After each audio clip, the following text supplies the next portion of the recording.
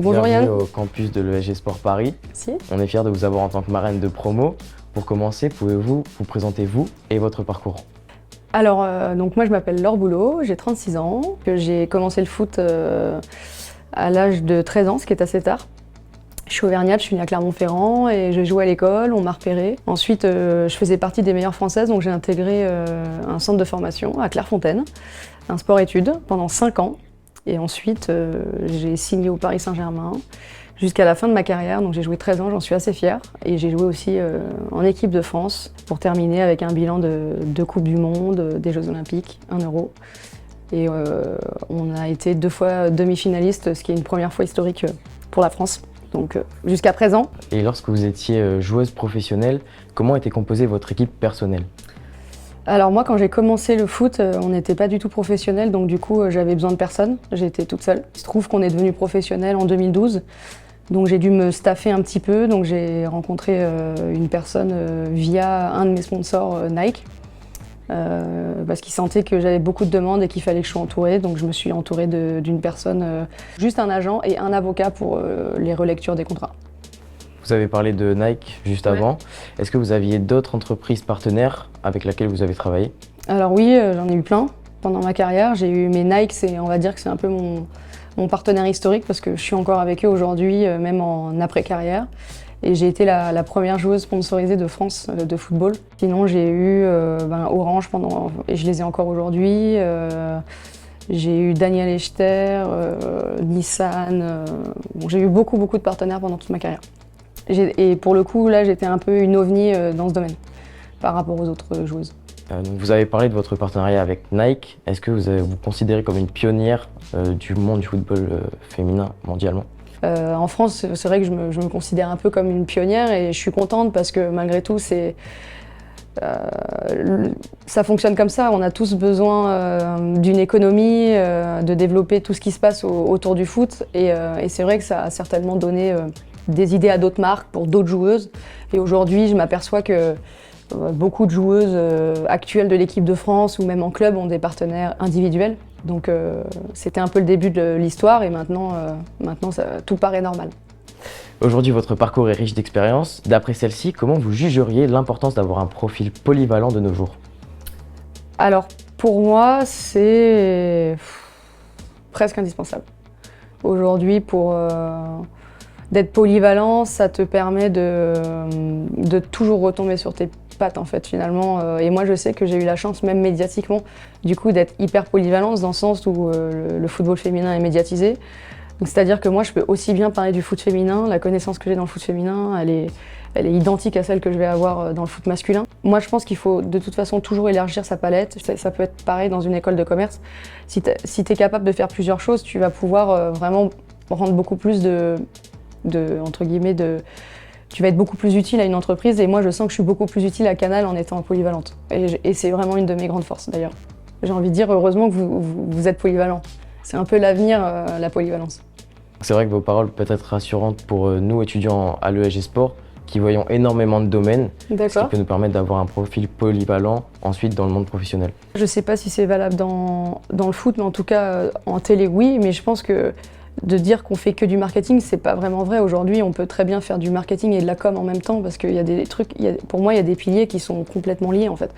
Est-ce qu'une formation dans le sport business a été un critère de sélection lorsque vous avez constitué votre équipe?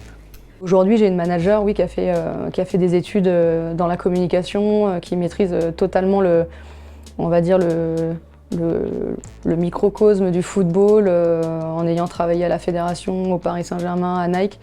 Et donc du coup, ça a été un critère pour moi de savoir qu'elle avait un réseau qui serait complètement en adéquation avec ce dont j'aurais besoin. Mais par contre, je savais que humainement, c'était une fille en or. Donc effectivement, il me faut les 2 critères. S'il y en a qu'un des 2, ça va pas. Laure, si nous pouvons échanger aujourd'hui, c'est que vous avez décidé d'être marraine de promo de l'ESG Sport. Oui. Qu'est-ce qui a motivé ce choix et que souhaitez-vous transmettre aux étudiants? Et bon, déjà, ce qui a motivé ce choix, c'est parce que je connais bien Souleymane Sissoko, c'est un copain, et il m'en a parlé, il a vraiment bien aimé son expérience.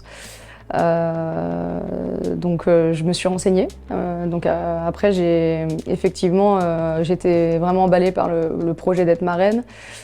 Parce qu'en fait, j'ai connu ces périodes-là où on est jeune, où on se lance, où on a besoin d'énergie, on a besoin d'avoir des personnes qui nous guident un peu.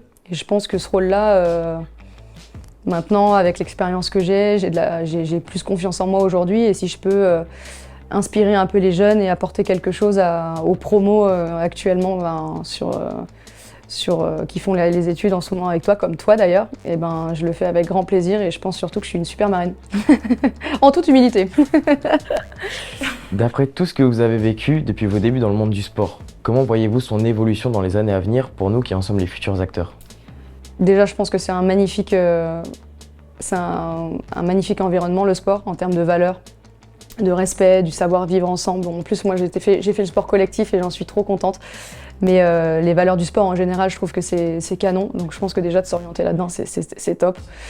Et je pense que surtout le sport aura toujours de l'avenir parce que pour le coup, le sport qui n'est pas en live, ça n'existe pas. Et comme le live et les matchs font partie intégrante de ce qui fait vivre les gens, je pense que la passion sera toujours là pour les millénaires à venir. Donc c'est une très bonne voie d'orientation. Vous avez parlé du digital juste avant, en parlant des replays et de tout ce qu'on pouvait voir autour du sport sur les réseaux sociaux ou à la télé. Comment voyez-vous l'évolution aussi du digital dans le monde du sport? Central. Enfin, c'est central, quoi. On sait qu'elles s'entraînent. Moi, je sais que je côtoie plein de jeunes qui sont eux uniquement connectés, qui regardent presque jamais la télé, qui sont connectés aux plateformes et qui du coup suivent les actualités de l'équipe de France uniquement par le digital. Et donc elles se sont entraînées, elles vont jouer tel jour. Ah tiens, j'ai vu qu'aujourd'hui telle fille s'était blessée. Bon, je parle du foot féminin, mais c'est valable pour tous les sports. Et effectivement, du coup, ça crée un nombre de jobs dans ce domaine qui va être colossal, vraiment colossal. Vous avez évolué donc avec l'apparition des réseaux sociaux et de toutes ces plateformes. Est-ce que vous avez vu l'écosystème d'un joueur professionnel évoluer avec l'apparition de toutes ces plateformes? Honnêtement, quand je vois un joueur comme Zidane, l'écosystème de Zidane et quand je vois aujourd'hui l'écosystème d'un Kylian Mbappé, pour moi, je dirais pas le jour et la nuit, mais on ne peut pas comparer un joueur actuel et un joueur d'avant. Pour tout ce qui entoure un joueur, je pense qu'aujourd'hui, un joueur et sa propre marque aussi est presque plus puissant que certains clubs. Ils ont tous des communications individuelles, ils ont tous beaucoup plus de partenaires du coup, du fait de ces réseaux sociaux en l'occurrence. Il y a aussi des avantages, il y a quand même beaucoup plus de pression, je pense, sur un joueur d'aujourd'hui avec toute la pression digitale qui se rajoute en plus de la pression populaire. Je veux dire, un joueur comme Ronaldinho à l'époque, qui était connu pour, on va dire, son hygiène de vie qui n'était pas vraiment, on va dire, adaptée à celle d'un sportif, mais qui était celle qui lui allait très bien. Personne n'était trop au courant. Aujourd'hui, un joueur sort, tout est sur la toile, tu fais un mauvais match, tu te fais insulter toute la soirée. Donc voilà, c'est aussi des choses qu'il faut gérer pour un sportif. Et c'est pour ça que d'être bien entouré, comme tu me parlais tout à l'heure de mon équipe, un joueur aujourd'hui doit être beaucoup plus entouré qu'hier. Merci beaucoup Laure pour vos paroles et vos réponses. Pour finir, est-ce que vous auriez un message à faire passer à chacun des étudiants qui vont vous regarder? Je leur dirais déjà de passer une belle rentrée, de prendre beaucoup de plaisir dans le choix, en tout cas qu'ils ont fait de s'orienter dans cette direction. Que évidemment il faut se donner aussi les moyens de réussir et que par moment, oui, c'est pas forcément ce qu'on préfère de se mettre à bosser comme un dératé, mais je pense aussi qu'il faut se faire violence. C'est comme un athlète, pour réussir, il n'y a pas de secret, il faut bosser.